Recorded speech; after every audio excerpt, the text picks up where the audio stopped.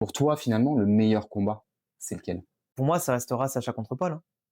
Parce que tu as Sacha Régis qui est pas mal, Sacha Harrison qui était pas mal, mais après, honnêtement, le championnat du monde aurait dû être le meilleur match avec Sacha Tarak, Ouais. mais ça a tellement été bullshité avec Sacha qui a les 3 mécaniques en même temps. Ouais. Ce Puis Tarak se la pète. la fin, de toute façon, les combats, c'est même pas très beau à regarder. Bah non, elle est finalement. contre Cynthia, contre Pierre Rochard, c'était catastrophique. C'est lequel Ça, pour toi d'ailleurs? toujours, c'est le même. Ok. Parce qu'en fait, moi, j'ai toujours été un peu partagé là-dessus. Parce que Sacha versus Alain, je le trouve visuellement, je le trouve très beau. Je trouve que du coup, globalement, t'as un Sacha qui est un peu arrivé au bout un peu de son étape du coup de maturité finalement. C'est vrai. Il a progressé.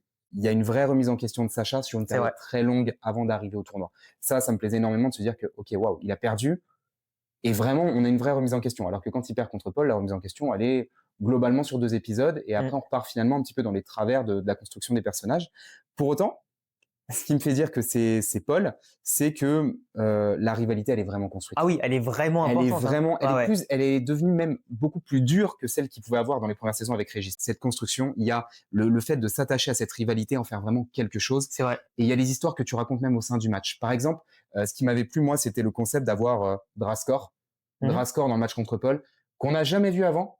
Et qui est là et ça régale. Et t'en fais vraiment un antagoniste dans le combat, mais qui est monstrueux.